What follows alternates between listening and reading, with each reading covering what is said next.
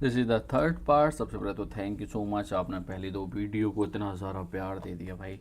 मुझे तो लगा भी नहीं था कि ना कोई समर ब्रेक में ये वीडियो देखने भी वाला है। तो देखो, this is the third part. इसके बाद में एक और पार्ट बना के इस वाले चैप्टर को ख़त्म कर देंगे।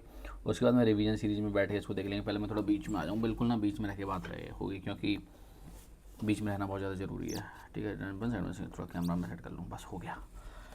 ठीक है, देखो अब तक हमने इस मूवी में बड़े प्यार से देखा था कि सबसे पहले फर्स्ट वर्ल्ड वॉर से बात शुरू हुई थी। फर्स्ट वर्ल्ड वॉर में अंग्रेज़ बोलते हैं कि भाई खर्चा बहुत हो गया, तो एक काम करो, थोड़ा बहुत टैक्स फैक्स बढ़ा देते हैं। तो जैसे उन्होंने टैक्स बढ़ाया, लोगों के ऊपर महंगाई आ गई। अब इंडियंस हेट महंगाई, फौजी भी जा रहे हैं, पैसा भी जा रहा है। बोले कि भैया अब तो अंग्रेज़ हमसे खुश हो जाएंगे और after first world war we will get a lots of concessions, लगातार कंसेशन मिलेगा। अंग्रेज बोले ठीक है, जो तुम चाहते हो वही देंगे। उन्होंने रूल एक्ट दे दिया। रूल एक्ट में किसी को कभी भी अंग्रेज उठा के ले जा सकते थे। उसके बाद में जलियावाला बाग हो गया। गांधी जी बोले कि रूल एक्ट करूँगा। जलियावाले बाग के बाद में रूल एक्ट उन्होंने नहीं किया। उसके बाद में खिलाफत का मुद्दा आएगा। टर्की में हमारे एक खलीफा जी रहते थे, उनको हटाने का प्लान अंग्रेज बना रहे थे। तो खिलाफत मूवमेंट स्टार्ट होगा, गांधी जी सपोर्ट करेंगे। कोलकाता में अधिवेशन होगा, नागपुर में अधिवेशन होगा 1920 में। और उसके बाद में नॉन कॉपरेशन मूवमेंट भी स्टार्ट हो जाएगा। अब नॉन कॉपरेशन मूवमेंट यहाँ से ख़त्म होगा, फिर हम सिविल डिसोबीडियंट मूवमेंट की तरफ जाएंगे। बहुत सिंपल सी बात है, अगर तुम लोगों को क्रोनोलॉजी याद नहीं हुई तो कुछ नहीं होने वाला, तुम कुछ भी कर लो। अभी मैं एक नेक्स्ट वीडियो लेके आऊँगा, नेक्स्ट तो नहीं, मतलब मेरी बात तो फिर मेरी बात ही रहती है, उसमें हम रिसोर्सेज के बारे में बात करेंगे, क्या क्या रिसोर्सेज आपको पढ़ने चाहिए। क्योंकि अभी मैं सोशल साइंस की मल्टीपल बुक रीड कर रहा हूँ, जो बेस्ट बुक है उसके बारे में बात करेंगे। तो तुमको एक चीज़ मैं आप बहुत क्लियरली बता दूं कि आपको हिस्ट्री में क्रोनोलॉजी उंगली पर रट के रखनी है। फैक्ट याद होते रहेंगे एग्जाम तक, क्योंकि पूरी एक साल रटने के लिए अगर तुम लोग क्रोनोलॉजी याद नहीं कर पाए तो फिर दिक्कत होगी, फिर मत बोलना। देखो, एज अ इंजीनियर जब मैंने हिस्ट्री शुरू की थी तो मैं सिविल की प्रिपरेशन कर रहा था। वहाँ पे फिर मुझसे टीचर हमेशा बोलते थे निखिल लर्न द क्रोनोलॉजी, क्योंकि क्रोनोलॉजी हिस्ट्री का स्ट्रक्चर है। ठीक है, तो ये let's begin with Edufy G S with me Nikhil Rajkumar Rawat. तो अब हम शुरू करते हैं कि नॉन कोऑपरेशन मूवमेंट का एंड कैसे हुआ। ठीक है, तो first of all non cooperation movement चल रहा था, पूरी जनता दो जोश में थी, ट्रेंड चल रहा था I am with Babu, hashtag Babu का साथ, अंग्रेज बाहर। तो एकदम जनता जोश में आ गई। फरवरी 1922, एक गोरखपुर के पास जगह है चोरा चोरी, वहाँ पे ना पुलिस वाले जो होते हैं वो जनता के ऊपर फायर करते हैं। जनता भी जोश में थी, उन्होंने क्या किया, उन पुलिस वालों को थाने में बंद करके चला दिया। अब पुलिस स्टेशन में जैसे आग लगी, इसको हमने बोला चोरा चोरी कांड। जैसे ही चोरा चोरी कांड होगा, गांधी जी बोलेंगे कि I will withdrawal the non cooperation movement because हिंसा तो मेरी डिक्शनरी में नहीं है।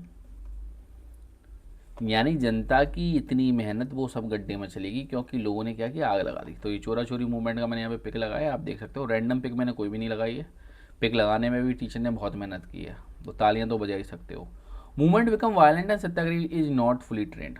यानी गांधी जी का ये कहना है कि अभी जो मेरे सत्याग्रही हैं, जो मेरे स्टूडेंट्स हैं, वो अच्छे से ट्रेंड नहीं हुए।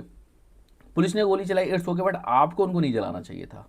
गांधी जी जैसे मूवमेंट बायकॉट करेंगे, मूवमेंट वापस लेंगे, तो वो सुभाष चंद्र बोस जो हैं वो भी इसको क्रिटिसाइज करेंगे, और नेहरू जी भी दबे शब्दों में इसको क्रिटिसाइज करेंगे, यार ये क्या हुआ, एकदम पूरा का पूरा मूवमेंट ही खत्म हो गया।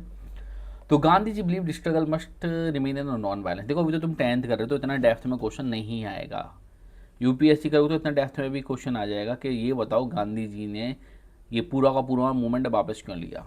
तुम लिखने को तो ये भी लिख सकते हो कि मैं बापू के मन में नहीं बैठा हुआ था, मुझे क्या पता, बापू से पूछो। बट अब तुम पूछ नहीं सकते। तो यहाँ तो बस तुमको इतना ही याद रखना है, चोरा चोरी मूवमेंट, चोरा चोरी कांड हुआ था इन फरवरी 1922। वहाँ उसके बाद में ये मूवमेंट ख़त्म हो गया, और उस मूवमेंट को ख़त्म होते ही आगे क्या हुआ उसको समझने के लिए समझना पड़ेगा debate with in the Congress. क्योंकि एक गवर्नमेंट ऑफ इंडिया एक्ट 1919 में पास होगा, जो ब्रिटिश काउंसिल में पास होगा पार्लियामेंट में। अब ब्रिटिशर्स की भी कंडीशन सोचो कि जब भी एक मूवमेंट होगा, ब्रिटिशर्स थोड़े से कंसेशन दे देंगे कि जा यार तू मुझसे लड़ाई कर रहा है, ये ले जा, जा भाई लड़ाई कर रहा है तू मुझसे ले जा, है ना। और उस कंसेशन को लेकर कांग्रेस हमेशा विवाद में रहेगी, इसको एक्सेप्ट करें या ना करें। तो गवर्नमेंट ऑफ इंडिया एक्ट 1919 में क्या होने वाला है बेटा, इलेक्शन होने वाला है। अब काउंसिल इलेक्शन में पार्टिसिपेट करें या ना करें, इसको लेकर कांग्रेस दो पार्ट में डिवाइड हो जाएगी। पहले पार्ट में थे CR दास और जवाहरलाल नेहरू के जो पिताजी हैं मोतीलाल नेहरू, उन्होंने बोला कि भैया हम तो करेंगे इस पूरे के पूरे इलेक्शन में पार्टिसिपेट। अब उनसे जब पूछा गया, होता है ना रिपोर्टर पूछते हैं कि साहब आपको कैसा लग रहा है, तो इनसे भी पूछा गया कि साहब आपको क्यों क्यों लग रहा है आपको पार्टिसिपेट करना चाहिए। ही क्लियरली सेड दैट कि when we sit in the council election we start opposing the British policies. हम वहां पे बैठ के ब्रिटेन की पॉलिसीज का बायकॉट करेंगे, हम बताएंगे कि तुम कितने गलत हो। तो पहला जो ग्रुप था दैट्स कॉल्ड द स्वराजी ग्रुप, यानी इनका पूरा का पूरा मोटिव ये था कि नॉन कोऑपरेशन मूवमेंट तो खत्म हो गया, अब नॉन कोऑपरेशन का मुद्दा बना के हम इलेक्शन फाइट करेंगे और हम क्या करेंगे, इलेक्शन वो जीतेंगे। तो कांग्रेस इसके ऊपर डिवाइड हो गई। अब स्वराजीज में कौन कौन से लीडर्स थे ये आपको याद रखना पड़ेगा, MCQs में पूछा जाता रहा है और पूछा जा सकता है। तो इसमें एक तो CR दास हैं, चित्तरंजन दास, जिनका मैंने पहले पिक लगाया था, and the father of the Jawaharlal Nehru, यानी हमारे ग्रेट चाचा, that's called the Motilal Nehru. बहुत पावरफुल फिगर है बेटा ये, बहुत सी बार तो इन्होंने ना ब्रिटिश गवर्नमेंट तक को धमकी दे दी थी। तो form the Swaraj party and supported the council politics. इन्होंने क्या किया, स्वराज पार्टी बना के काउंसिल पॉलिटिक्स बना ली। और मल्टीपल स्टेट्समैन की गवर्नमेंट भी बनी थी, ये ध्यान रखना, मल्टीपल स्टेट और सेंटर में भी इनको काफ़ी अच्छी खासी सीट मिली थी। Some leader preferred the constitutional method, यानी कुछ ऐसे लीडर्स थे जिनको ब्रिटिश गवर्नमेंट को अपोज करने के लिए कौन कौन से मेथड पसंद थे, कॉन्स्टिट्यूशनल। अब कॉन्स्टिट्यूशनल मेथड का मतलब क्या होता है, इसका मतलब बहुत क्लियर सा है कि जो ब्रिटिश गवर्नमेंट ने पॉलिसीज बनाई हैं उस पॉलिसी के अंडर में रह के हमको क्या करना है, उनका विरोध करना है। तो this is all about the Swaraj party. यानी ये तो समझ में आया कि नॉन कॉपरेशन मूवमेंट के बाद में इलेक्शन होने वाले हैं, इलेक्शन को लेकर कांग्रेस में दो मत हैं। पहला ओपिनियन बोल रहा है कि हम तो भैया इलेक्शन में जाएंगे चाहे कुछ भी हो जाए। अब इसमें हम थोड़ा आगे और जाते हैं। इसके पहले भी मैंने वीडियो शूट करने का ट्राई किया था बट मैं शूट नहीं कर पाया, दैट्स वाई ये पहले के नोटिफिकेशंस हैं। अब यंगर ग्रुप्स और रेडिकल ग्रुप्स में आपको देखने को मिलेंगे जवाहरलाल नेहरू और सुभाष चंद्र बोस। यहाँ से इन दोनों भारतीयों की एंट्री होगी और जैसी इनकी एंट्री होगी पूरे के पूरे के मूवमेंट को चेंज कर देंगे। Demand the radical mass movement, इन्होंने बोला कि मुझे रेडिकल मास मूवमेंट के थ्रू फुल इंडिपेंडेंस चाहिए और they are the first leader who ask for the full independence. ये ध्यान रखना कि ये वो लीडर हैं जिन्होंने पहली बार फुल इंडिपेंडेंस की मांग की। इससे पहले सब क्या बोल रहे थे, भाई डोमिनेंट स्टेटस दे दो। अब डोमिनेंट स्टेटस में क्या होता, सरकार तो आपकी होती बट आपको लगातार ब्रिटिशर्स को फॉलो करना पड़ता है। जैसे कनाडा और ऑस्ट्रेलिया में अभी भी डोमिनेंट स्टेटस की गवर्नमेंट है। लगातार पहले वाले जो वो हैं हमारे वीगन से क्रांतिकारी तो नहीं बोल सकते, वीगन से सत्याग्रही बोल सकते हैं, कांग्रेसी बोल सकते हैं, वो डोमिनेंट स्टेटस की डिमांड करने पर सुभाष चंद्र बोस और नेहरू जी ने बोला कि अब हमको फुल इंडिपेंडेंस चाहिए। इन्होंने बोला कि नॉन कोऑपरेशन मूवमेंट तो रहा नहीं, अब नॉन कोऑपरेशन मूवमेंट के बाद सबसे पहले तो हम जनता को तैयार करेंगे नेक्स्ट मूवमेंट के लिए, उसके बाद में हम खादी के ऊपर काम करेंगे और जैसे ही हमको मौका मिलेगा हम नया मूवमेंट शुरू करके इस गवर्नमेंट को उखाड़ के फेंक देंगे। पूरे के पूरे जो भी आपका कांग्रेस था वो पूरा का पूरा कांग्रेस दो पार्ट में डिवाइड हो गया। सबको लग रहा था कि भाई फिर से कांग्रेस अलग हो जाएगी। वहाँ पे गांधी जी आते हैं, बोलते हैं कि चलो मैं तुम लोगों के बीच में मांडवली करवाऊंगा, यानी समझौता करवाऊंगा, और दोनों को अलाउ कर दिया कि तुम जाके इलेक्शन लड़ो, तुम जाके खादी बनाओ। समझ में आया? तो ये this is all about demand complete freedom become the stronger. तो सब ने डिमांड रखी कि भैया अब तो कंप्लीट फ्रीडम चाहिए। अब जैसे ही ये सिस्टम चल रहा था तो 1922 के बाद में सबसे पहले तो बेटा इलेक्शन हुए हैं। इलेक्शन के बाद में कुछ ज़्यादा खास नहीं हो पाया, तभी एक ग्रेट इकोनॉमिक डिप्रेशन आ जाता है। That's called the watershed event in the world history. यानी 1929 में पूरी की पूरी दुनिया की मार्केट गड्ढे में चली जाती है। उसका सबसे बड़ा रीज़न क्या था कि फर्स्ट वर्ल्ड वॉर के दौरान बहुत ज़्यादा प्रोडक्शन किया था और जैसी प्रोडक्शन हुआ उस प्रोडक्शन के बाद में फर्स्ट वर्ल्ड वॉर के बाद में डिमांड पूरी मार्केट से गायब हो गई। और जैसी मार्केट से डिमांड गायब हुई चीज़ों के प्राइस डाउन होने लग गए, और जब चीज़ों के प्राइस डाउन होने लगे तो पूरी की पूरी इकोनॉमी क्रैश कर गई। That's called the world economic depression affect the India. क्योंकि अभी क्या हुआ, क्योंकि जो इंडिया है ना बेटा, इंडिया से चीज़ें बाहर जा रही हैं, मोस्टली कहाँ पे जा रही हैं, ब्रिटेन। अब ब्रिटेन में तो चीज़ों की डिमांड ही नहीं है ना, तो ये सामान नहीं जाएगा। जैसे ही ये हुआ, एग्रीकल्चर के प्राइस फॉल कर गए। जो कॉटन था, जो इंडिगो था, जो टैबैको था, जो सोरा था, उन सब के प्राइस फॉल कर गए और इस वजह से इंडियन इकोनॉमी डिस्ट्रेस में आ गई और सडनली एक्सपोर्ट डिक्लाइन कर गया। पीजेंट अनेबल टू पे द रेवेन्यू, यानी किसानों के पास में इतना भी पैसा नहीं था कि वो इसको अपने रेवेन्यू को पे कर पाए, और कंट्री साइड यानी जो गांव थे वहाँ पे क्राइसिस देखने को मिला and economic hardship increase the anti British anger. मैं इकोनॉमिक डिप्रेशन को फिर से समझा दूँ। सबसे पहले फर्स्ट वर्ल्ड वॉर में बहुत ज़्यादा प्रोडक्शन हुआ। फर्स्ट वर्ल्ड वॉर के बाद में डिमांड गिर गई। डिमांड गिरी तो जो इंडिया का एक्सपोर्ट बाहर होता था वो नहीं हो पाया, और लास्ट में क्या हुआ, पूरे के पूरे प्राइस फॉल कर गए। अब आपको पता है जो इंडियन फार्मर्स थे वो तो बेचारे बाहर सामान बेचते थे, उनसे उनको पैसा मिलता था। अब जब बेचारों के पास में पैसा नहीं हो तो क्या करेंगे? सोचो, अपने आप को फार्मर की जगह पर रख के सोचो, अगर ऐसा होता तो तुम क्या करते? तो सिंपली और सिंपली वहाँ पे कुछ नहीं हुआ, एंटी ब्रिटिश सेंटीमेंट स्टार्ट हो गए। अब आग में घी डालने के लिए एक और चीज़ होगी, that's called the Simon commission, और साइमन कमीशन के आती नॉन कोऑपरेशन मूवमेंट के बाद में सिविल डिसोबीडिएंट मूवमेंट स्टार्ट हो जाएगा। तो आपको इकोनॉमिक डिप्रेशन के बारे में जरूर लिखना है बेटा, क्योंकि ये वो वाटर स्टेट इवेंट था जिसकी वजह से क्या हुआ, आगे बढ़े। अब क्या होगा, देखो फिर से याद करो, जैसे गवर्नमेंट ऑफ इंडिया एक्ट 1919 वहाँ पे इलेक्शन तो हुए, बट उसमें बोला गया था कि आफ्टर 10 ईयर यानी 1929 में हम एक कमीशन बनाएंगे। उस कमीशन का काम होगा ये पता लगाना कि इंडिया को कितनी आज़ादी देनी है। समझ में आया? कितनी आज़ादी देनी है इंडिया को। अब इंडिया को जब आज़ादी देनी थी तो ब्रिटेन, ज़्यादा डेप्थ में नहीं जाएंगे, सॉरी ज़्यादा डेप्थ में नहीं जाएंगे, सॉरी। अब देखो इंडिया को जब आज़ादी दी, थोड़ा मैं आपको बता दूं, अब यार पेट में फिर बात पचती नहीं है। देखो ब्रिटेन में भी दो पार्टी हैं, एक तो लेबर पार्टी है, एक कंजर्वेटिव पार्टी है। कंजर्वेटिव पार्टी जब भी पावर में होगी तो वो इंडिया को कंसेशन देने से बचेगी, और लेबर पार्टी होगी तो वो थोड़ी इंडिया के लिए सॉफ्ट है। अब 1927 और 28 में इलेक्शन होने वाले हैं, और सबको पता है कि कंजर्वेटिव पार्टी को हटके कौन सी पार्टी आएगी जो इंडिया को सपोर्ट करती है, नहीं लेबर पार्टी। तो कंजर्वेटिव पार्टी एक कमीशन 2 साल पहले बना देगी 1927 और 28 में, that's called the Simon commission. यानी साइमन कमीशन बनना तो तय था 1919 में, बट बना 1928 में, क्योंकि 10 साल की बोला था, 2 साल पहले बना दिया ये। अब जैसे ही साइमन कमीशन आएगा तो सबके सब लोग अखबार में पढ़ेंगे। साइमन कमीशन में एक भी इंडियन नहीं था। इंडियंस बोले यार ये तो यार कतई हमारी बेइज्जती कर दी, लगातार बेइज्जती कर दी, एक इंडियन नहीं है, हमारी आज़ादी की ये लोग बात कर रहे हैं और देखो हमको नहीं ले रहे। रिव्यू द कॉन्स्टिट्यूशनल सिस्टम कि क्या क्या आपको छूट देनी है। तो नो इंडियन मेंबर इंक्लूडेड, तो सब के सब बोले साइमन गो बैक। देखो सारे के सारे लोग ना ये बैनर्स लेके आ गए, साइमन गो बैक के नारे लगने लगे। जैसे ही साइमन गो बैक के नारे लगे, पूरे के पूरे इंडिया में फिर से आंदोलन शुरू हो गया। तो यानी सिविल डिसोबीडिएंट मूवमेंट को स्टार्ट करने में कहीं ना कहीं साइमन कमीशन का बहुत बड़ा हाथ था।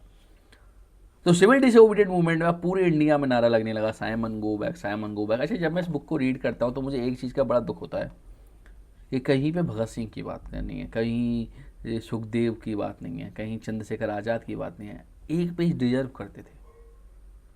मेरा मन है कि मैं साइमन कमीशन में लाला लाजपत राय ने क्या किया था, और सुखदेव, राजगुरु, भगत सिंह ने क्या किया था, चंद्रशेखर आज़ाद ने क्या किया था, बट क्या कहें, मतलब बुक में मतलब इतना कंजर्वेटिव लिखने का मुझे आज तक मतलब समझ में नहीं आता। चलो कोई नहीं, जब हम अपना एडुफाई जीएस यूपीएससी स्टार्ट करेंगे उस पर जाके पढ़ेंगे, बहुत थॉरोली पढ़ेंगे, वहाँ तो पूरा ज्ञान की नदियाँ वहाँ देंगे, है ना। That's call the. तो कोई भी मेंबर इंक्लूड नहीं था पूरे इंडिया में साइमन गो बैक किनारे लगने का। एक और चीज़ हमेशा ट्राई करना, देखो इंडियंस कितने स्मार्ट थे, इंडियंस ने कितनी जल्दी इंग्लिश को अडेप्ट कर लिया। देखो इन्होंने बैनर्स भी इंग्लिश में बनाए, and right now the student can't speak in the English.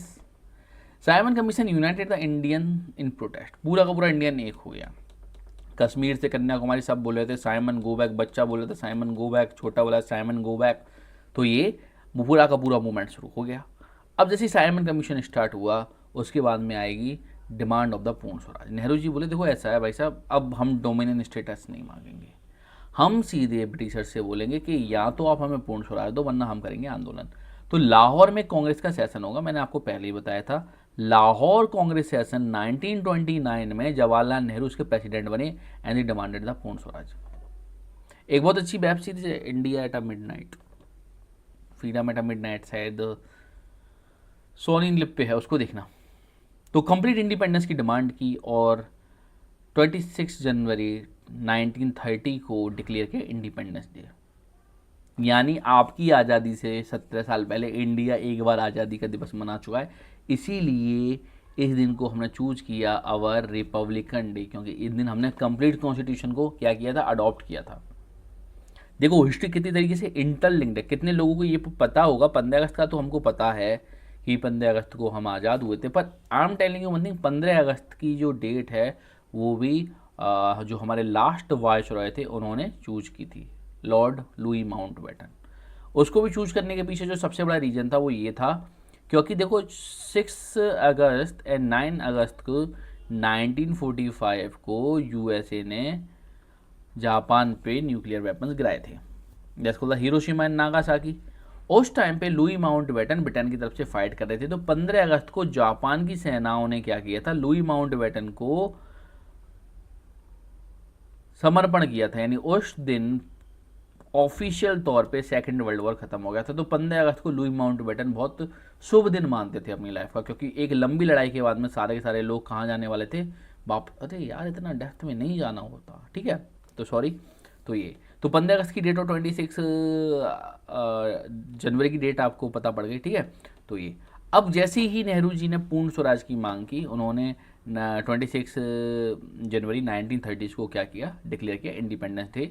और कांग्रेस ऑफिशियली डिमांड दा पूर्ण स्वराज। उससे पहले मैंने आपको एक हाथी का पिक दिखाया था, मैंने बोला था कि किसान के लिए स्वराज क्या है, टैक्स कम देना पड़े। बिजनेसमैन के लिए स्वराज क्या है कि हमको साहब जो बाहर से सामान आ रहा है उससे बचा लो। और जो टाउन में रहने वाले लोग हैं उनके लिए स्वराज क्या है कि हमको जॉब में हिस्सा मिले। This is a first time जहाँ पे पूरे कांग्रेस को पता पड़ा कि हमको आखिर में चाहिए क्या। यानी अंग्रेजों को हमारी कंट्री में 150 ईयर्स हो गए। उस टाइम की बात तो हम ये डिसाइड कर पाए कि चलो आज़ादी ले लेते हैं, ठीक है। तो दिस इज ऑल अबाउट। तो इसके बाद में आपको एक और चीज़ समझ में आएगी कि जैसे ही पूर्ण स्वराज की डिमांड होगी, इसको लेके अच्छे से जनता तैयार नहीं होगी। जनता के अंदर ज़्यादा आपको इनकरेज देखने को नहीं मिलेगी, कोई जनता थक चुकी है, साइमन कमीशन के लिए फाइट कर रही है। नहीं वो ना थोड़ा सा काम करके मैं थक जाती तो उसमें मेरी क्या गलती। तो जनता क्या करेगी, independence celebration received a little response. तो गांधी जी क्या करेंगे, इस इशू को लिंक्ड कर देंगे डेली लाइफ से। Needed a new mass movement. Gandhi ji बोले आज कुछ तूफानी करते हैं और चलो एक नया मूवमेंट करते हैं। क्योंकि जनता क्या बोल रही है, थोड़ा काम करके मैं थक जाती हूँ कि अब पूरा काम होगा और ब्रिटिशर्स भगाए जाएंगे। तो अब मैं फिर से आपको क्रोनोलॉजी याद करवा दूँ। जैसे ही चोरा चोरी कांड के बाद में नॉन कोऑपरेशन मूवमेंट खत्म हुआ तो स्वराज पार्टी बनी। सी आर दास थे और मोतीलाल नेहरू थे, वो काउंसिल इलेक्शन में चले गए। सुभाष चंद्र बोस एंड आपके जवाहरलाल नेहरू जो थे उन्होंने सिंपली क्या किया, उन्होंने बोला कि हम तो भैया यहाँ पे रहेंगे और रहने के बाद में क्या करेंगे, खादी वगैरह के साथ में काम करेंगे। इतने में इकोनॉमिक डिप्रेशन आ जाता है, डिमांड फॉल होती है, तो ब्रिटिश गवर्नमेंट के खिलाफ फिर से सेंटीमेंट बन जाता है कि हमारे दुखों का कारण एक ही बंदा, ब्रिटिश ब्रिटिश ब्रिटिश। उसके बाद में जैसे साइमन कमीशन आया, जनता बोली Simon go back, Nehru ji बोले कि चलो आज पूर्ण स्वराज मांग लेते हैं और क्या करेंगे, हम इंडिपेंडेंस डे मनाएंगे। जनता बोली कि ना भाई मैं तो थोड़ा सा काम करके थक गया, अब नहीं होगा। तो गांधी जी अब आगे आ रहे हैं, गांधी जी के दिमाग में कुछ चल रहा है। गांधी जी ना ब्रेन स्टॉर्मिंग कर रहे हैं कि चलो है ना, थोड़ा अपना और आगे बढ़ा लिया जाए, 10 साल से मैं भी शांति में बैठा हूँ। क्योंकि 1922 के बाद में गांधी जी ने कुछ ऐसा नहीं किया कि वो एकदम लीम लाइट में आ जाए, ठीक है। तो Gandhi ji moved the civil disobedient movement. अब सबसे पहले मैं आपको बताऊँ, नॉन कोऑपरेशन और सिविल डिसोबीडियंट मूवमेंट में बहुत ज़्यादा अंतर है बेटा, ये समझ के चलना। सिविल डिसोबीडियंट मूवमेंट में क्या होगा कि जो रूल बनाए जाने वो रूल भी तोड़े जाएंगे, और नॉन कोऑपरेशन मूवमेंट में हम रूल नहीं तोड़ने वाले। जैसे मैं बताऊं, घर में मम्मा खाना बनानी है, नॉन कोऑपरेशन मूवमेंट में आप खाना खाओगे नहीं, बहुत आराम से कि आप खाना बनाओ, हम खाना नहीं खाएंगे जब तक आप हमें बनाओगे नहीं। और सिविल डिसोबीडियंट मूवमेंट में तुम खाना खाओगे तो नहीं, तुम बाहर से पिज्जा मंगा के और खाओगे, मम्मी के मना करते करते कि पापा से तुम्हें झूठ बोल दे, पापा पिज्जा लेके आ गए। तो this called the civil disobedient movement, जिसको बोलेंगे सविनय अवज्ञा आंदोलन। यानी यहाँ पे जनता बैठ के कानून को तोड़ेगी, और सबसे पहला कानून तोड़ेंगे Gandhi ji, that's called the salt law. Gandhi ji बोलेंगे कि आज मैं नमक भी बनाऊंगा, और जैसी नमक बनाएंगे और पूरी कंट्री बैठ के नमक बना देगी, ठीक है। तो गांधी जी ने क्या किया, नॉन कोऑपरेशन मूवमेंट के बाद में साइमन कमीशन आया, साइमन कमीशन के बाद में नेहरू जी ने स्वतंत्रता दिवस मनाया, फिर ये शुरू हुआ economic crisis, political protest, rising the nationalism paved the way of the civil disobedient movement.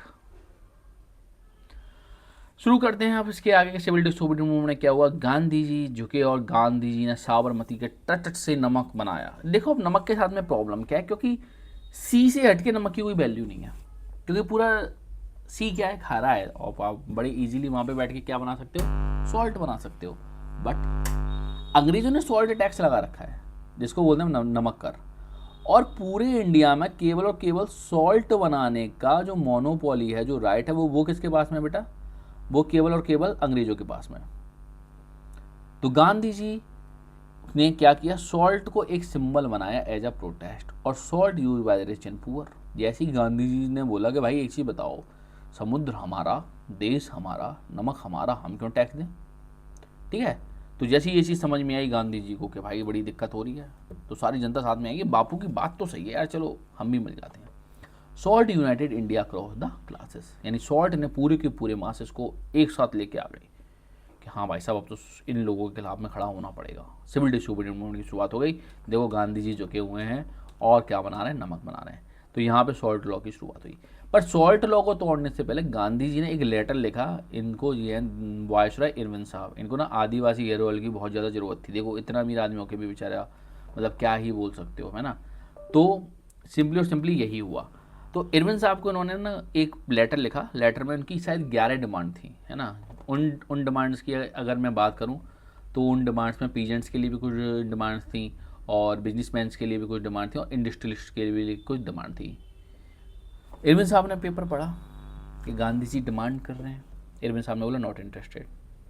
तो गांधी जी और ज़्यादा आग बबूल कि भाई मेरा अपमान कर दिया। तो गांधी बोले अब देखो, अब होगा तांडव।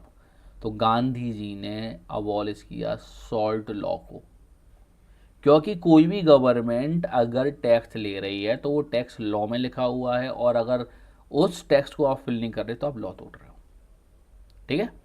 तो यहीं से शुरू होगा non cooperation, sorry, civil disobedient movement. तो क्या होगा, गांधी जी ने मार्च स्टार्ट की 78 वॉलंटियर्स के साथ में, साबरमती आश्रम से लेकर दांडी तक, और 240 मील का सफ़र था। गांधी जी डेली 10 मील चलते थे, और 10 मील चलने के लिए गांधी जी 24 डेज लगा दिए, ठीक है। मैं आपको ये भी बता सकता हूँ कि गांधी जी से इस वे में किस किस से मिले। और गांधी जी ने दांडी के तट पे जाके क्या बनाया, सॉल्ट बना दिया। Salt become the symbol of the peaceful resistance, ठीक है। तो ये जैसे ही गांधी जी ने नमक कानून तोड़ा, पूरे इंडिया में नमक कानून तोड़ा गया। जैसे साउथ में राजगोपालाचारी थे, जिनको हम राजा जी बोलते थे, उन्होंने नमक कानून तोड़ा। बिहार में एक जगह है जहाँ पे, अब देखो बिहार में ओशन तो नहीं है, उन्होंने क्या किया, एक खारे तालाब पे जाके नमक कानून को तोड़ा। पूरे के पूरे इंडिया में लोग बोलने लगे कि अब तो भाई साहब नमक बनाने में हम एक्सपर्ट हो गए। ब्रिटिश गवर्नमेंट देखती रही, और उसके सामने धड़ाधड़ धड़ाधड़ रूल टूटने लगे, ठीक है। तो ये 6 April 1930 Gandhi ji made the salt by boiling sea water. Gandhi ji ने बोला यार एक चीज़ बताओ, इस पानी को मैं गर्म करके सॉल्ट बना सकता हूँ, तुम काहे टैक्स ले रहे हो। जनता को भी ये बात समझ में आ गई, और पूरी जनता उतर आई मूवमेंट में, और यहाँ से सिविल डिसोबीडिएंट मूवमेंट की शुरुआत हो गई। देखो दैट्स कॉल्ड द लीडरशिप, है ना। गांधी जी को लोग क्रिटिसाइज भी करते हैं, गांधी जी को लोग प्रेज भी करते हैं। मैं गांधी जी को लेकर न्यूट्रल हूँ, ना तो मैं क्रिटिसाइज करता ना मैं गांधी जी की साइड लेता। मैं दोनों ही मतलब लेवल पे बात कर सकता हूँ। बट गांधी जी में ये क्वालिटी तो थी कि लोगों को एक साथ लेके आना। बट मुझे हंसी इस बात की आती है कि गांधी जी ने 3 मूवमेंट किए, और तीनों मूवमेंट के बाद में आज़ादी कहाँ है, वही वाला हिसाब होता है ना, जो MDH के मसाले आते हैं कि टेस्ट कहाँ है, टेस्ट कहाँ है। तो गांधी जी के हर मूवमेंट के बाद में आज़ादी नहीं मिली। तो सिविल डिसोबीडिएंट मूवमेंट क्या हो गया, शुरू हो गया।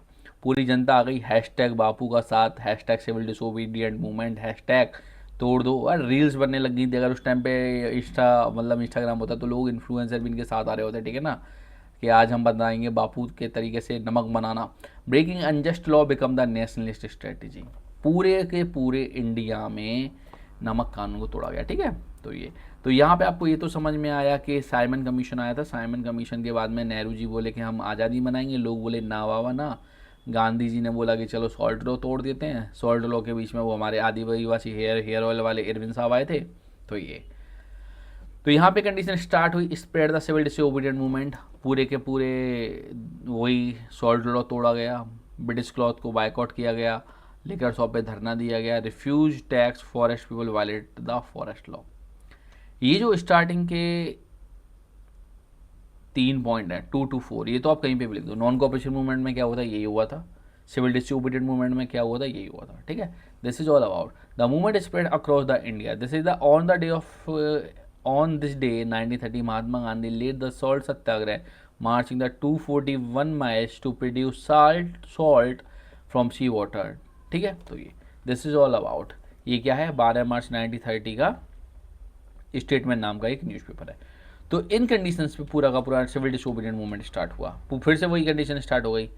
अब जब कभी भी दिक्कत होगी तो फिर जो ब्रिटिशर्स है वो रहमान डकैत की स्टाइल में आ जाएंगे ना। रहमान डकैत की दी हुई मौत बड़ी कसाईनुमा होती है। ब्रिटिश राज सप्रेशन करने में बहुत ज़्यादा स्मार्ट है। उन्होंने सबसे पहले किया, कांग्रेस लीडर्स को गिरफ्तार किया। वायलेंट क्लैशेस अकर्ड, कहीं पे पुलिस क्रांतिकारियों को तोड़ रही थी, कहीं क्रांतिकारी पुलिस को तोड़ रहे थे। अब्दुल गफ्फार खान, वाह, पेशावर, दैट्स कॉल्ड द सीमांत गांधी। इनके बारे में तो एक अलग से लेक्चर बनाना पड़ेगा। ये वो पर्सन नहीं है जिनके लिए मैं 2 लाइन बोल पाऊँ, क्योंकि बहुत महान आदमी है। चलिए कोई नहीं, भारी मन के साथ आगे बढ़ते हैं। अब्दुल गफ्फार खान को बस मैं इतना बता दूं, अगर हम इनके हिसाब से चलते तो कभी भी पार्टीशन नहीं होता। ठीक है, क्योंकि पश्तून थे, ये उसी क्लेन से आते जिस क्लेन से तालिबानी आते हैं, अफगान लीडर्स। ठीक है, protester face the police firing and armoured car. Protest ने पुलिस फायरिंग को झेला और आर्मर्ड कार में भी पुलिस आ रही थी। तो British government use force to suppress the movement. एकदम रहमान डकैत बन गई वो, और पूरे के पूरे मूवमेंट को सप्रेस कर दिया गया। सडनली गांधी जी को भी जेल में भेज दिया गया। देखो ये बापू हमारे, और देखो ये जेलर भी फोटो खिंचवा रहा है। अगर इंस्टाग्राम होता तो ये भी पेश करता कि आज जेल में बापू जी के साथ में मुलाकात, सत्याग्रह की 2 बातें। Gandhi ji arrested in 1930 and workers of Solapur attack the British institutions. ठीक है, गवर्नमेंट रेस्पॉन्स, उन्होंने ब्रूटल रिप्रेशन किया और 1 लाख से ज़्यादा लोगों को अरेस्ट कर दिया। तो दिस इज द पॉइंट जहाँ पे 1 लाख से ज़्यादा लोग जेल में थे। सोचो पूरे इंडिया में 1 लाख लोग गिरफ्तार किए थे। गांधी जी अरेस्टेड। अब देखो सोलापुर का क्या सीन था। सोलापुर में जो लोग थे उन्होंने क्या किया, ब्रिटिश इंस्टीट्यूशंस में हमला किया। देखो ब्रिटिश इंस्टीट्यूशंस में क्या क्या आते थे, पुलिस घर आते थे, पुलिस स्टेशन, पोस्ट ऑफिस आते थे, टेलीग्राफ की लाइन आती थी। लोग सबसे पहला यही काम करते थे, वो लगातार टेलीग्राफ लाइन को उखाड़ देते थे, क्योंकि उस टाइम पे सेल फोन तो था नहीं कि वो सीधे सीधे वीडियो कॉल करके दिखा देंगे, देखो साहब ये कंडीशन है।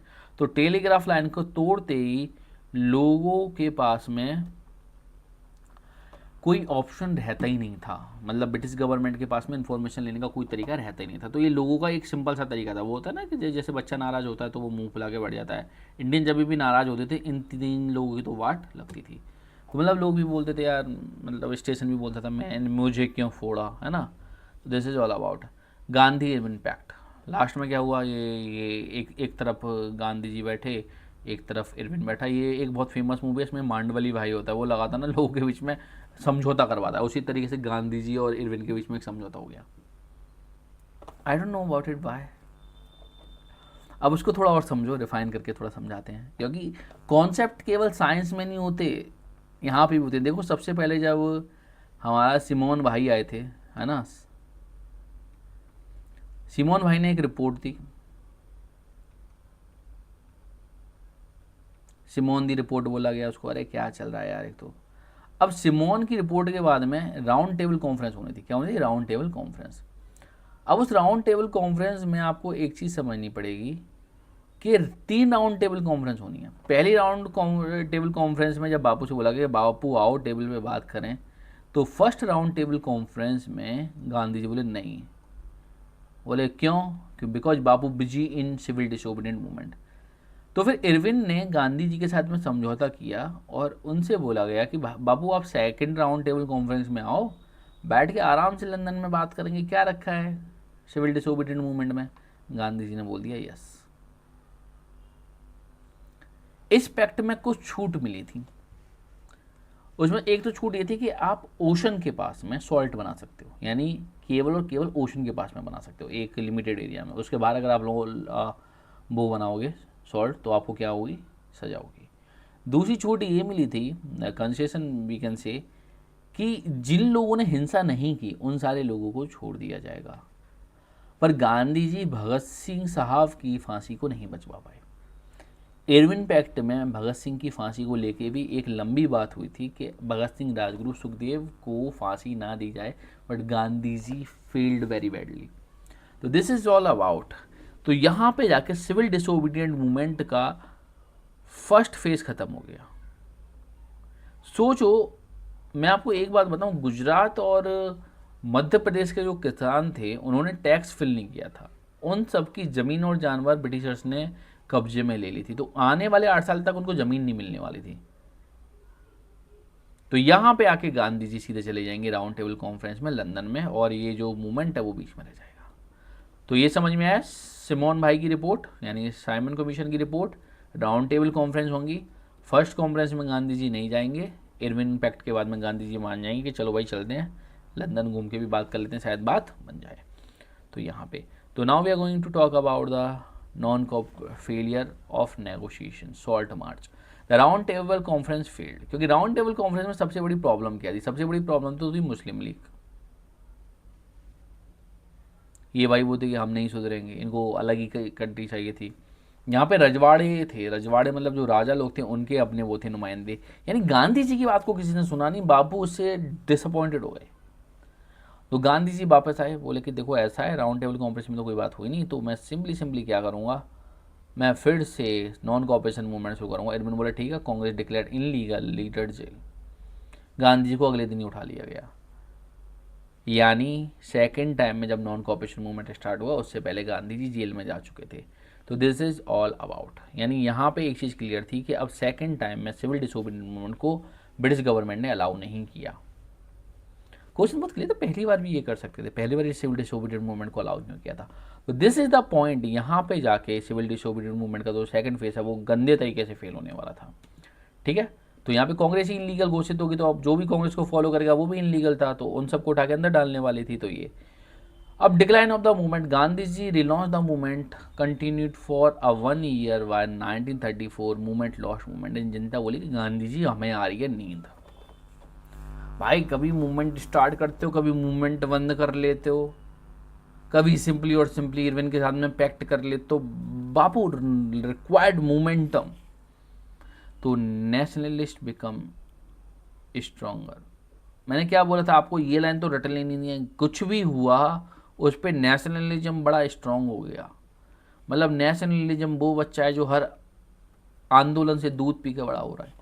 जनता तो सो गई, बोले कि बापू अब अगले भारत छोड़ो आंदोलन में मिलेंगे। ठीक है, तो civil disobedient movement transferred India's freedom struggle. तो इंडियन फ्रीडम स्ट्रगल को क्या हुआ, इससे बड़ा वो मिला, क्या बोलते हैं उसको, सिंपली और सिंपली फ़ायदा हुआ। ठीक है, तो ये अब हम जाते हैं the salt march turn the handful of salt in the powerful weapon against the British rule. हाँ ये बात बिल्कुल सही है, सॉल्ट मार्च से पंगा बहुत हुआ था, ब्रिटिशर्स परेशान हो गए थे बेचारे। तो ये अब हम आएंगे participation saw in the movement. तो इंट्रोडक्शन क्या है, पार्टिसिपेशन क्या है, the different group join the civil disobedient movement, different expectation from Swarajya. यानी यहाँ पे भी आपको वही काम करना है जो आपने नॉन कॉपरेशन मूवमेंट में किया था, कि अलग अलग लोगों ने क्या क्या एक्सपेक्टेशन थी। जैसे आपको यहाँ पे बिजनेसमैन्स के बारे में पढ़ना पड़ेगा, बड़े किसानों के बारे में पढ़ना पड़ेगा, छोटे किसानों के बारे में पढ़ना पड़ेगा। Swaraj mean different from the different people. ठीक है, ये सबसे पहले आते हैं rich peasant join the movement. Rich peasant मतलब जिनके पास में बड़े बड़े खेत थे, ट्रैक्टर्स थे एकदम, है ना। तो इसमें आते थे पाटीदार ऑफ गुजरात यानी पटेल्स एंड जाट्स ऑफ उत्तर प्रदेश। भाई साहब जाटों की यारी अलग लेवल होती है, मेरे कुछ दोस्त हैं बड़े जीदार लोग होते हैं, I love Jats. Okay, produce, हाँ मेरा एक दोस्त भी है, वो ना लॉयर है, उससे बहुत हेल्प मिलती है बेचारा, एक लॉयर दोस्त होना चाहिए। ठीक है, produce the commercial crop and suffer due to the falling price. यानी देखो मैं फिर से बोला हूँ कि जो इकोनॉमिक डिप्रेशन आया था उसकी वजह से प्राइस फॉल कर गए थे, और जो ये बड़े बड़े किसान थे वो टैक्स पे नहीं कर पा रहे थे। तो इन्होंने बोला कि बाबू एक काम करें, अगर ये टैक्स कम हो जाए तो अच्छा रहेगा। तो ये सबसे बड़ी प्रॉब्लम थी। आपको ये चीज़ ध्यान रखनी है, Patidars of Gujarat and Jats of Uttar Pradesh. सबसे बड़ी प्रॉब्लम क्या है, क्योंकि प्राइस बहुत गंदे तरीके से फॉल कर रहा है, और जब वो प्राइस फॉल कर रहा है ना तो ये बेचारे टैक्स में नहीं कर पाएंगे। अब देखो यहाँ पे दो चीज़ें हैं, आपको मैं वो आगे समझाऊंगा जो कॉन्ट्राडिक्टरी है। Economic repression push the peasant into the protest.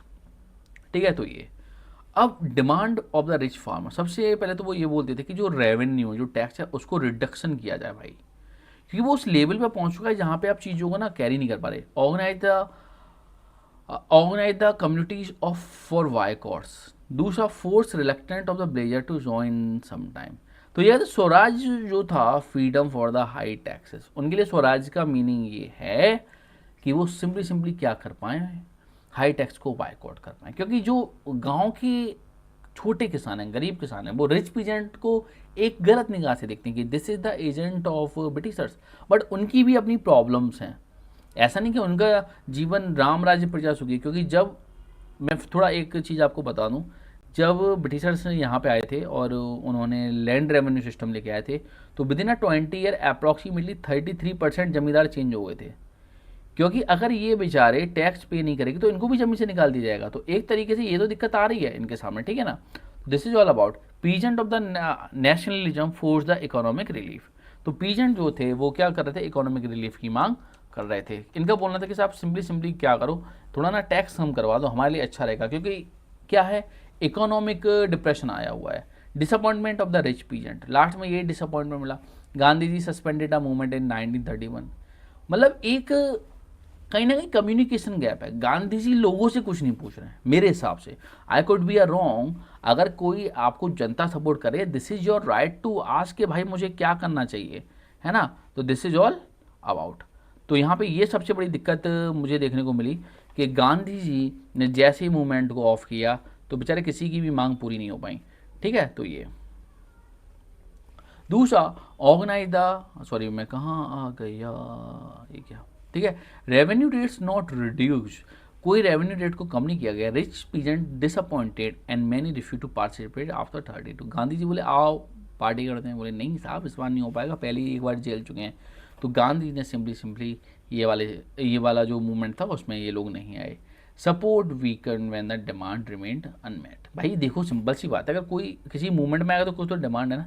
फिर आते हैं गरीब पीजेंट, ये बोलते तो बेचारे मैं गरीब हूँ, ठीक है ना। स्मॉल टेनेंट सफर्ड ग्रेटली, उनको बहुत ज़्यादा दिक्कत हो रही है। क्यों, बेचारे टैक्स तो इनको ही फिल करना था लास्ट में। Could not pay the rent to the landlord. अब जब ये रेंट को पे नहीं कर पाएंगे तो remission of the unpaid land. इन्होंने बोला कि गांधी जी एक काम करो, जो हम रेंट पे नहीं कर पा रहे उस रेंट को आप माफ़ करवा दो। अब देखो एक तरफ तो जमींदार हैं, जमींदार बोल रहे हैं कि साहब रेंट कम करवाओ हम, ताकि रेंट फिल कर सकें। अगर यहाँ से जो फार्मर्स हैं, जो ज़मींदारों को रेंट देते हैं, वो रेंट भी माफ़ हो जाएगा तो क्या फ़ायदा होगा, ठीक है। तो यहाँ पे एक कॉन्ट्राडिक्शन देखने को मिलेगा, क्योंकि जो गरीब किसान है वो टैक्स अमीर किसान को देता है और अमीर किसान या जमींदार वो अंग्रेजों को देता है। अगर इन लोगों ने रेंट नहीं दिया तो उसका तो पूरा बोझ किसके ऊपर चला जाएगा, पूरा बोझ चला जाएगा जमींदारों के ऊपर। तो यहाँ पे कॉन्ट्राडिक्शन देखने को मिलेगा। Join the socialist and communist movement, इन्होंने क्या किया, सोशलिस्ट और कम्युनिस्ट मूवमेंट को ज्वाइन किया। सोशलिस्ट का मूवमेंट कुछ नहीं होता, I don't know about it, मैं इसको कैसे डिस्क्राइब करूँ, क्योंकि आपने 9th में पढ़ा होगा रशियन रेवोल्यूशन, उसमें आपने पढ़ा होगा। बस मैं ये बता दूँ, वो ये बोलते थे कि पूरी की पूरी ना कंट्री में अमीर आदमी नहीं होने चाहिए, जैसे कोई कंपनी का मालिक ना हो, उस कंपनी से जितना भी प्रॉफिट होगा ना वो सारे मजदूरों में बांट देंगे। बट ये नहीं पता कि पूरा रिस्क तो बेचारे उस आदमी का होता है, ठीक है। इस पर कभी एक अलग से लेक्चर बना लेंगे। Poor peasant wanted to deeper social changes, ठीक है ना। तो वो बहुत सारे चेंजेस चाहते थे, बट यहाँ पे एक प्रॉब्लम है, वो प्रॉब्लम आपको नेक्स्ट स्लाइड में पता पड़ेगी। वो है कि कांग्रेस ने क्या किया था, नो रेंट कैंपेन को सपोर्ट नहीं किया था। क्योंकि तो एंड ऑफ द डे जो आपका कांग्रेस है, कांग्रेस भी किस पे चल रहा है, कांग्रेस भी चल रहा है चंदे पे, ठीक है। और चंदा देने में रिच पीजेंट ही आ रहे हैं, बिजनेसमैन भी आ रहे हैं, तो उनको सबके पॉइंट्स को लेके चलना पड़ेगा। दूसरा, fear the uplift land loss and the rich peasant relationship remain uncertain. यानी ना तो कांग्रेस कभी रिच पीजेंट के सपोर्ट में बोल पाएगी कि किसान बुरा मान जाएंगे, ना किसान के सपोर्ट में बोल पाएगी कि रिच पीजेंट बुरा मान जाएंगे। Congress try to balance the different interest, इन्होंने क्या किया, एक डिफरेंट इंटरेस्ट को क्या करना, बैलेंस करने का ट्राई किया। तो एक चीज़ हमेशा ध्यान रखना, कांग्रेस ना तो खुल के पीजेंट का साइड लेगी, ना ही जमींदारों का साइड लेगी। तो ये पॉइंट तो यहाँ पे खत्म हुआ। इसके बाद में जब अगला पॉइंट आएगा वो आपको पढ़ने के लिए मिलेगा, that's called the rich industrialist. Business class में आपको GD Birla, Purushottam Das, Thakur Das and in लोगों ने क्या किया था, सिविल डिसोबीडियंट मूवमेंट को सपोर्ट किया था। क्यों? जैसे ही कोई भी मूवमेंट स्टार्ट होता था तो लोग सबसे पहले ब्रिटिश गुड को बायकॉट करते थे, और जब ब्रिटिश गुड को बायकॉट करते थे तो उसका जो प्रॉफिट था वो कौन करता था, किसको मिलता था? बिजनेसमैन को मिलता था। तो इन लोगों ने क्या किया था, फिक्की बनाया था ना, फेडरेशन ऑफ इंडिया कॉमर्शियल, कुछ ऐसे करके इसकी फुल फॉर्म थी, ठीक है ना। तो ये the India's industrial commercial Congress, ठीक है ना, ये भी इन्होंने एक वो बनाया था। तो ये जैसे ही इंडस्ट्रियलिस्ट आए, they wanted the freedom from the British control. उन्होंने बोला कि हमारी मार्केट में सबसे बड़ी प्रॉब्लम क्या है कि जब हम ब्रिटेन में कोई भी सामान बेचते हैं उस पर हाई टैक्स लगाया जाता है। जैसे ये इंडिया है, ठीक है, ये ब्रिटेन है, तो कोई भी सामान अगर इंडिया से ब्रिटेन में जाएगा तो उस पर टैक्स लगेगा, तो हमारा सामान वहाँ पे महंगा हो जाएगा। और जब ब्रिटेन से इंडिया पे टैक्स कोई भी सामान आता है तो वहाँ पे जीरो टैक्स होता है। तो इसीलिए सबसे बड़ी प्रॉब्लम ये थी, ये लोग चाहते थे कि हमको इक्वल ट्रीटमेंट मिले, तो इसीलिए इन लोगों ने सपोर्ट किया, ठीक है। तो industrialist wanted economic freedom from the British control, तो इन लोगों ने भी ब्रिटेन को सपोर्ट किया, ठीक है। ये अब जब ब्रिटिश को वो किया तो ये दूसरे हैं आपके पुरुषोत्तम दास ठाकुर दास, और ये जो पिक है वो GDV बिरला साहब की है, ठीक है। तो ये तो wanted the protection from the foreign imports and better trade condition, ये इनकी डिमांड थी कि साहब देखो जो बाहर से इंपोर्ट हो रहा है ना उस पर थोड़ा कंट्रोल करो, जिससे हम भी अपना सामान सेल कर पाएँ, क्योंकि मार्केट तो हमारी भी ना। Swaraj means freedom of business opportunity, इनके लिए स्वराज का मीनिंग क्या है? Freedom of business opportunity. इसका मतलब अभी भी पूरी कंट्री एक साथ खड़े होकर ब्रिटिश से आज़ादी नहीं मांग रही है। कोई बोला है टैक्स खत्म कर दो, कोई कह रहा है रेंट खत्म कर दो, कोई कह रहा है कि बिजनेस फ्री करवा दो, ठीक है। तो this is about the problem. तो यहाँ पे जब ये कंडीशन हुई तो मजदूर भी आएंगे। ये देखिए, ये मजदूर का हाथ कातिया लोहा पिघला के कुछ भी बना सकता है। तो वर्कर्स एंड लेबर्स पार्टिसिपेशन, क्योंकि इनके सामने सबसे बड़ी प्रॉब्लम थी low wages and poor working condition. अब मैं तुमको एक बात बताऊं यहाँ पे कि जब लो वेजेस और पुअर वर्किंग कंडीशंस है ना, तो एक चीज़ मान के चलना कि एक तरफ तो बिजनेसमैन है जो कांग्रेस को चंदा दे रहे हैं, दूसरी तरफ क्या है, दूसरी तरफ हमारे वर्कर्स हैं, ठीक है। इनको हाई वेजेस चाहिए। अब हाई वेजेस होगा तो इनका तो प्रॉफिट डाउन हो जाएगा ना, तो ये सबसे बड़ी प्रॉब्लम आ रही थी इनके सामने। तो यहाँ पे कुछ नहीं हुआ। रेलवे स्ट्राइक हुई, डॉक वर्कर स्ट्राइक हुई, ये लगातार स्ट्राइक हो रही थी, तो उससे भी क्या हुआ, सिविल डिसोबीडियंट मूवमेंट को काफ़ी प्रॉफिट हुआ। Worker connected nationalism with labour right, उन्होंने बोला कि भाई लेबर राइट दिलवा दो। तो दिस इज ऑल अबाउट। तो यहाँ पे जब हम आगे बढ़े तो हमने देखा कि women's in civil disobedient movement, दो फीमेल भी पीछे नहीं हुई। उन्होंने क्या किया, मैन्युफैक्चर सॉल्ट किया, और जो लिकर शॉप थी यानी दारू की दुकान थी उन पर आके धरना दिया, और मैनी वेंट टू जेल, ठीक है। कभी हमने यहाँ पे कल्पना दत्त की बात नहीं की, इतनी सारी फीमेल्स थी जिन्होंने लगातार मतलब गन्स का भी यूज किया था, कभी हमने उनकी बात नहीं की। पता नहीं क्यों इतना मतलब कम लिखा है। Women saw the nationalism as a sacred duty, यानी एक पवित्र काम की तरह देखो। देखो ये हमारे एंसेस्टर्स हैं जो हमारी आज़ादी के लिए खड़े हुए थे। The women enter the public political life in the large scale. देखो उस वाली पिक को देखो, कोई भी आदमी तुमको फैटी दिखाई नहीं दे रहा होगा, सब आदमी फिट हैं, खादी पहन के वाह लगातार हार्ड वर्क कर रहे हैं, लाइफ स्टाइल है। बिकॉज ऐसा है कि जब आप एक गुलाम देश में रहते हो ना, काफ़ी हार्डशिप होती है। तो this is all about women enter the public political life on a large scale. तो अभी आपने समझा कि सिविल डिसोबीडियंट मूवमेंट दो पार्ट में हुआ। पहले पार्ट में जब सॉल्ट लॉ तोड़ा तो उसके बाद में गांधी इरविन पैक्ट हुआ। गांधी इरविन पैक्ट के बाद में सेकेंड राउंड टेबल कॉन्फ्रेंस में गांधी जी गए, गांधी जी की बात नहीं बनी तो उन्होंने फिर से स्टार्ट किया। लोगों ने क्या किया, सपोर्ट नहीं किया। फिर उसके बाद में आपने देखा कि कैसे गुजरात के पाटिल और वेस्टर्न यूपी के जाट को दिक्कत हो रही थी रेंट फिल करने में। उसके बाद में आपने गरीब किसानों की बात सुनी, फिर आपने लेबर्स की बात सुनी, अब आप फीमेल्स की बात सुन रहे हो। तो वैसे भी ये वाला जो हमारा लेक्चर वो अप्रॉक्सीमेटली डन होने वाला है। लास्ट में हम पढ़ेंगे the sense of collective belongingness. तो विद इन 5 और 6 minute I will conclude this. तो यही कंडीशन है कि 4-5 लोग मिलकर हाथी के साइज का पता लगा रहे हैं जिनकी आंखें नहीं हैं। तो this is all about the participation so in the movement limitation. सबसे पहले Gandhi ji still viewed women as the good mother and wife. Gandhi ji हमेशा बोलते थे कि भाई तुम ना जाओ, मतलब good women in the wife. मैं ये अपनी तरफ से कोड नहीं कर रहा, मैंने बुक में से लिखा है। तो please don't criticise me. I love Bapu because note पे भी तो बापू ही होते हैं। Yet participation transform the nationalism in India. Civil disobedient movement united peasant worker and businessman and the movement that inspired the different lord. तो ये तो इसके पॉजिटिव पॉइंट्स थे। दूसरा आता है यहाँ पे क्या, जैसे इस दोनों के दोनों सेम स्लाइड्स हैं क्या, sorry. So this is all about civil disobedient movement become the powerful because the every social group connected Swaraj within its own hope and struggle तो लगातार अपनी होप के साथ में इन्होंने इसको क्या किया, आगे किया। अब हम आते हैं the limits of the civil disobedient movement. तो सबसे पहले तो लिमिट थी मुस्लिम लीग, देखो ये अलग ही खड़े थे बेचारे, बेचारे तो नहीं है ना। तो not all group fully supported, सबसे पहले तो मेन ग्रुप में जो दलित और मुस्लिम थे वो सपोर्ट नहीं कर पाए। दलित की अपनी प्रॉब्लम थी जिसको हमारे अम्बेडकर साहब आके सुलझा देंगे, तो फिर ये फुली तरीके से सपोर्ट करेंगे। बट ये जो ग्रुप है, ये ग्रुप कभी भी सपोर्ट नहीं करेगा।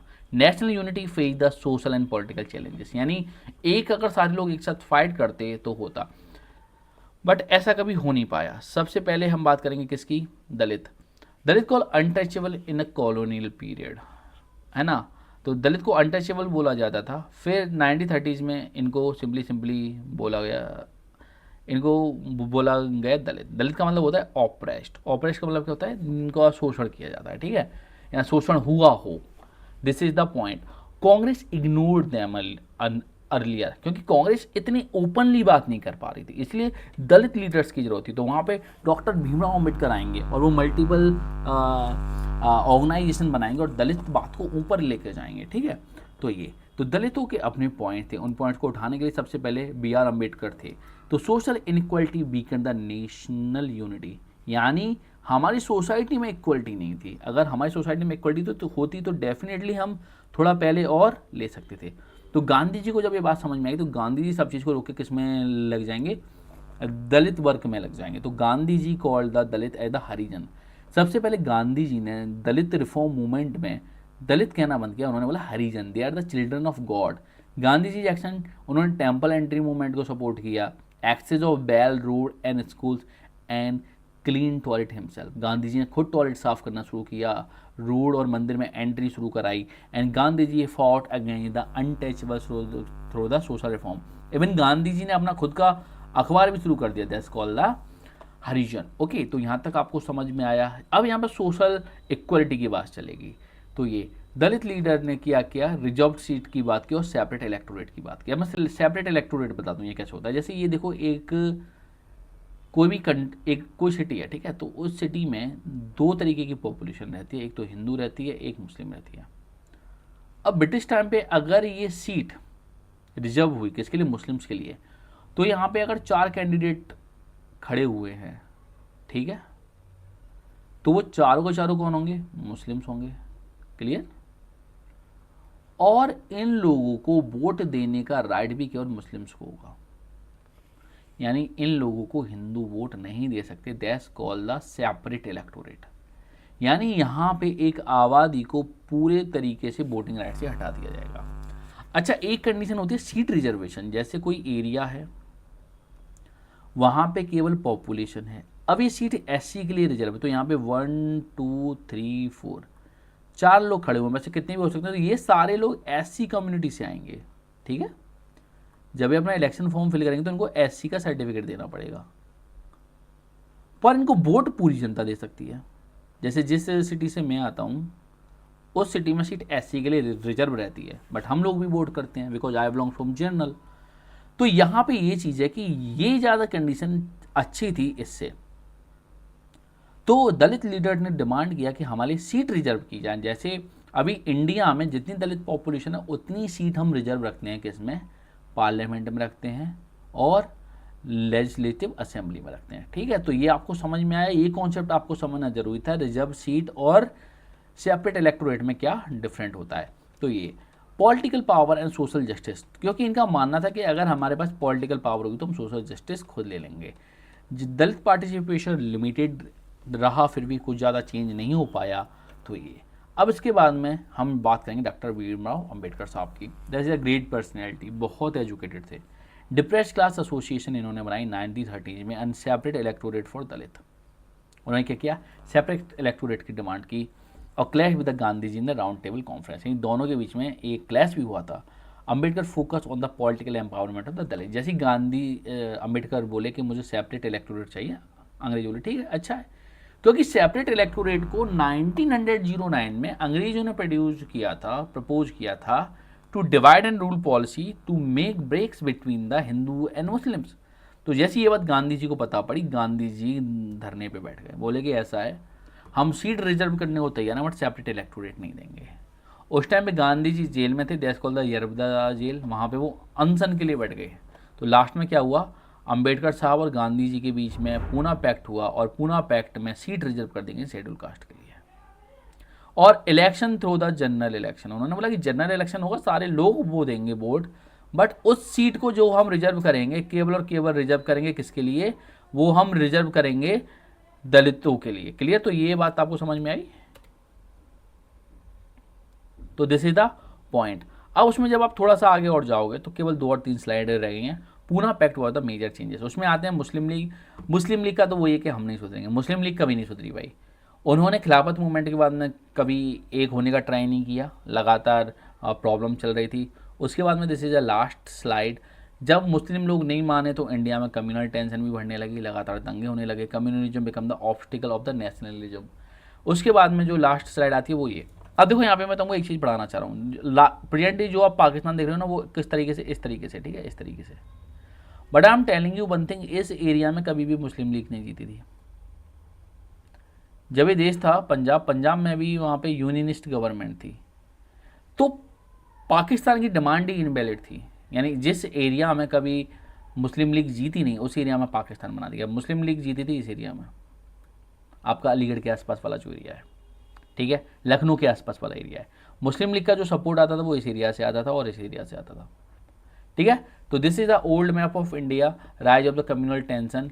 और वो राइज का एंड क्या होगा, पाकिस्तान बनने के साथ में उस पूरे के पूरे उसका एंड होगा। तो दिस इज ऑल अबाउट। अब थोड़ी सी बात करते हैं मोहम्मद अली जिन्ना की। देखो मोहम्मद अली जिन्ना की मैं बात करूँ तो Mohammad Ali Jinnah propose seat reserve for the Muslims and representation in. चलो इस वाले टॉपिक को ना हम अब ना नेक्स्ट लेक्चर में कवर करेंगे। अगर इसको हमने पढ़ा तो इस पॉइंट को मैं थोड़ा थोरोली पढ़ाना चाहता हूँ, क्योंकि इस पॉइंट को समझ के तुमको ये चीज़ समझ में आएगी कि पार्टीशन हुआ ही क्यों। और वैसे भी लेक्चर 51 मिनट का हो चुका है, तो आज के लिए इतना बहुत है। Tata bye bye. Next lecture में हम इसी साइड से शुरू करेंगे।